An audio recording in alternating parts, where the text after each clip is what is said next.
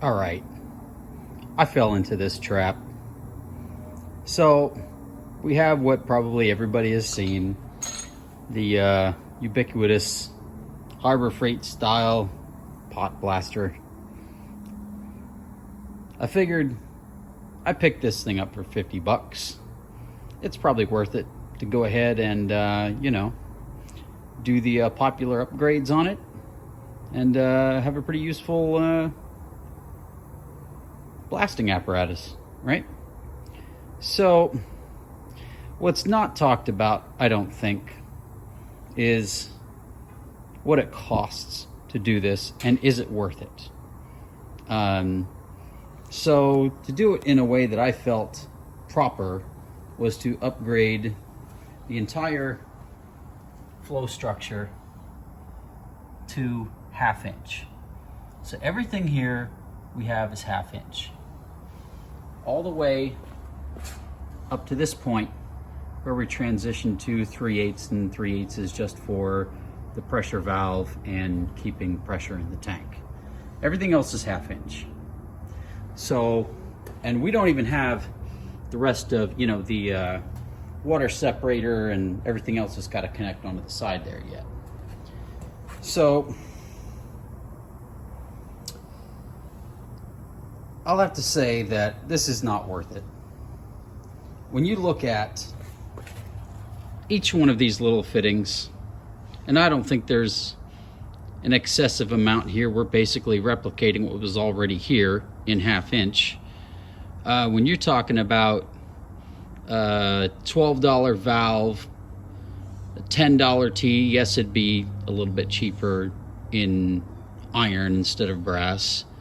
Reducer, nipple, T, reducer, all the fittings down here.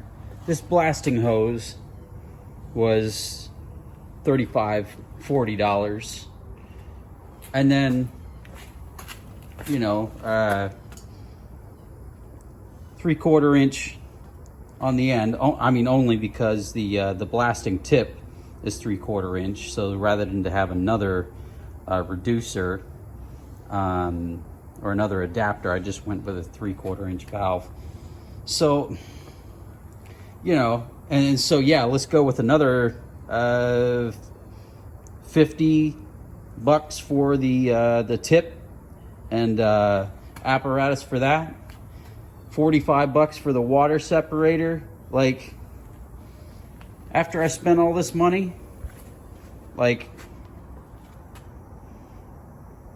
I went onto the Vevor website and they've got, a taller blaster, what they call their heavy duty model. And it's probably cost close to what I've paid to upgrade this one. And I believe it seems like it does have 1/2 inch infrastructure coming out the bottom. So, I don't know. Do what you will with that. But if I had this to do over again, I would just buy the blaster. Some of the items you might not think about that you'll need if you don't have all kinds of tools and all kinds of fittings lying around the shop. To upgrade the tank to 1/2 inch, you have to drill and tap the bung underneath, so drill and tap set. There's no sense running a 3/8 line to this if you're going to upgrade everything to 1/2 inch. So now you need a 1/2 inch service line. So while we did the Harbor Freight version, I don't need 50 feet, but that's what they have, that's 50 bucks right there. So if you don't have all the infrastructure, already set up for 1/2 inch, this just really isn't worth it. Go buy a blaster that's already 1/2 inch.